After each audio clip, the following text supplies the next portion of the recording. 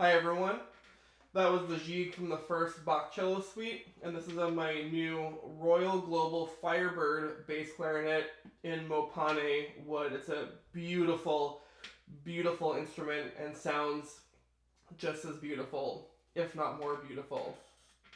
I've had this instrument for about a month, and I wanted to make a video sort of demonstrating this and showing the differences because this particular Firebird in the Mopane is fairly new to the market, and there are some new revisions to the Firebird that you may not be familiar with. So there's a lot of similarities to the old Firebird. You have the reinforced neck, and it comes with the resonator. Of course, I have a Brian Corbin resonator on here instead of the one that came with that comes with the instrument typically.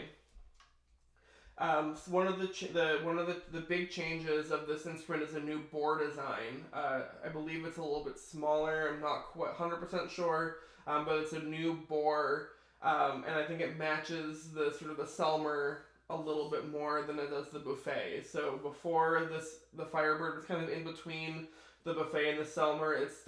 It leans a little bit more towards the Selmer now. Another thing that they kind of took from Selmer are these pivot trill keys. So before we had the long trill keys that you find on Buffet bass clarinets, and now these are on a pivot, so they're not going to be as prone to bending like the long ones can. So I like the design of those. Another change, again very minor, but the top sort of ring on the socket is sort of this same gold plating that you get on the posts instead of that cocobolo that you had previously. Don't really know if it makes much of a difference, but it's a good look. Another difference, I think the next sort of major difference of this instrument is the layout of the pinky and thumb keys for the low, sort of the basset notes of the instrument. So before, it just matched a Buffet prestige bass clarinet where you had D, C sharp, and a C in your thumb, in the right thumb. Now they've changed it so that it matches the Tosca and the Selmer privilege, and I believe the Baccoons follow this as well, although I'm not 100% sure, where they replaces that thumb D with an E flat. So now you have two E flats in the pinky and in the thumb, and then you still have two Ds in your left and right pinky. So I'm still kind of getting used to that. I use that thumb D fairly regularly, although I think it's more so just because the pinky Ds on my instrument just weren't as reliable, and it's quite reliable on this instrument, so no issues adjusting to that. It comes with the Eco Wood Mopane bell, which sounds really, really quite nice. And so, of course, that was the Jig from the first Bach cello suite. And to show something a little bit more lyrical, I'll play the Sarabande from the same cello suite, just the opening of the Sarabande.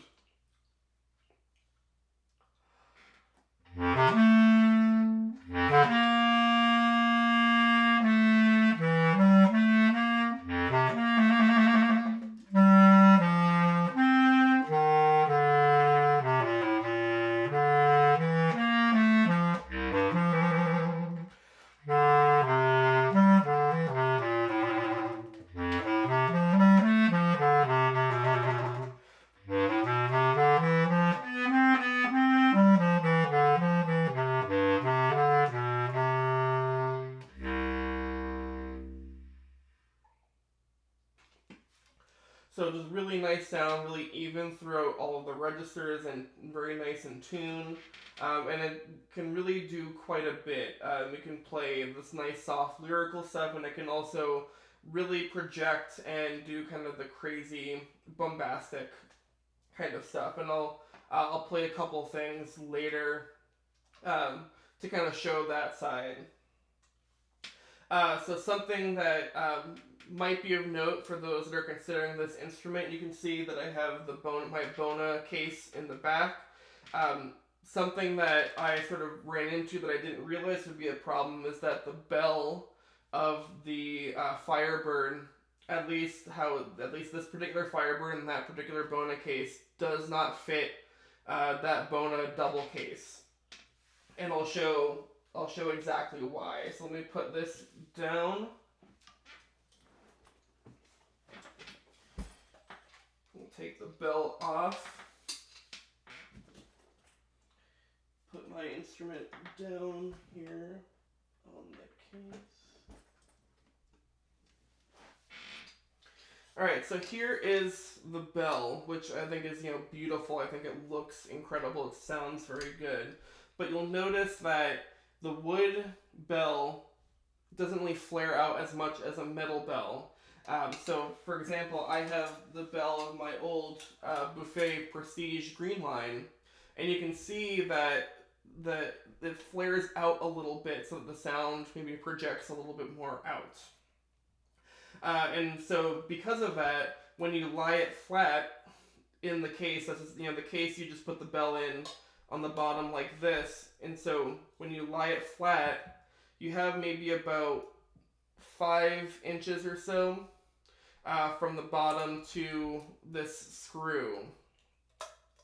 And the case itself at the bell end is about 6.5 inches.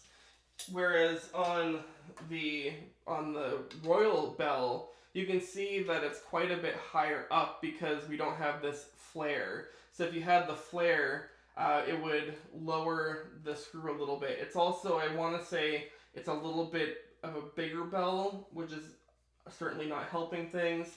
And so when you try to put it in, just as standard, the top is actually going to close, it's going to hit this screw, and that is going to cause the solder to fail. If you put too much pressure, that solder is going to break off, and then, you have to resolder that back on. So that's not, certainly not great. I did discover that if I take the screw off, it will fit, so it's just barely, so from the bottom to the top of the peg receiver, it will fit. So it's literally just this little bit extra that the screw is adding. So if I had a smaller screw, it probably would fit. And then the other option is you can remove the bell, and then I would just keep the wood bell in the case, and then the metal receiver I would put in a bag sort of surrounded by some polishing cloths or a swab just to keep it protected, and that would go on the outside of the case. So I'm certainly going to be in the market for a new case. I'm looking into some triple cases. The Bona is a double case, and I'll still keep that for when I just need a B flat and a bass. And I'm looking into a couple different options. So the Reed and Squeak triple case I know for a fact will fit this bell because it lies flat instead of up. So that should be no problem.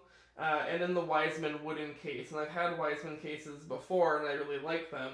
But I'm not so sure if this bell will fit because I think traditionally the carbon fiber and the wooden bell and the wooden cases have the bell sort of upside down like this instead of up like that. You probably could do it either way, but I'm not sure that the bell will fit in this orientation because of the angle. So I know for a fact that it'll fit in the Reed and Squeak cases because I've seen them fit, so I'm kind of leaning towards that. They're also cheaper, but that's sort of a story for another day. So the first couple of things I played were very traditional, the Bach cello suite's very traditional, lyrical, and articulated, but they don't really show the full range of what the instrument can do. So I wanted to play a couple compositions of mine, one that is, that was written a few years ago and has been performed a few times, and then one that I'm working on that I'll sort of talk about when I get to it.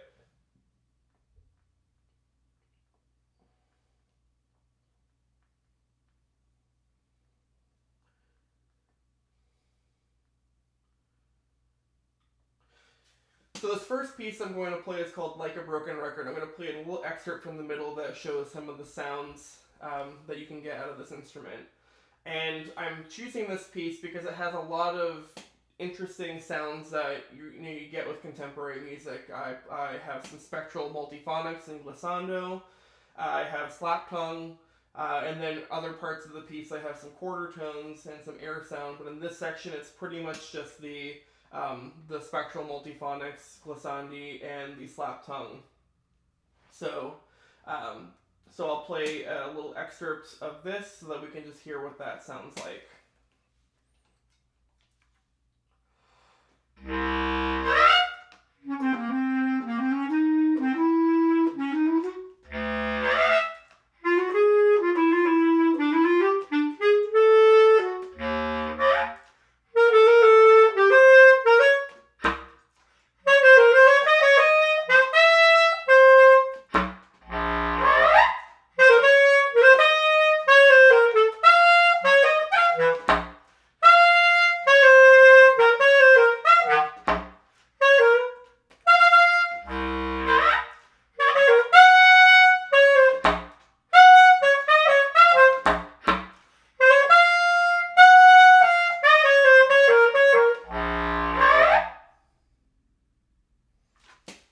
So that piece certainly gives you an idea of the wide range of sounds that you can get with this instrument.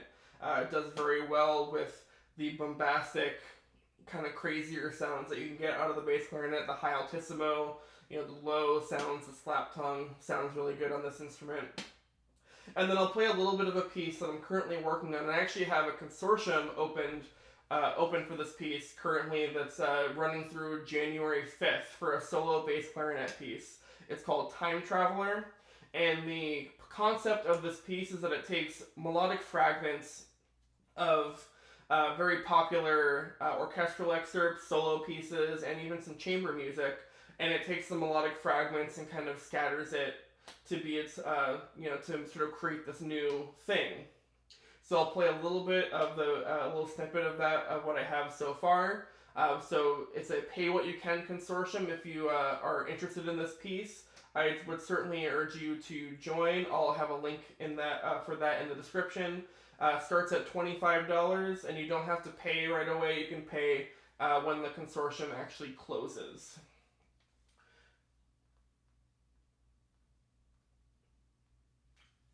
Another thing I wanted to mention with this piece is that there will not be any contemporary techniques outside of quarter tones. So you'll hear one quarter tone in this piece, and I'll provide the fingering for that.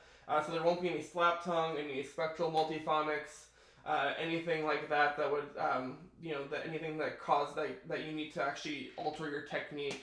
It's just going to be some quarter tones of just different fingerings that you'll have to use.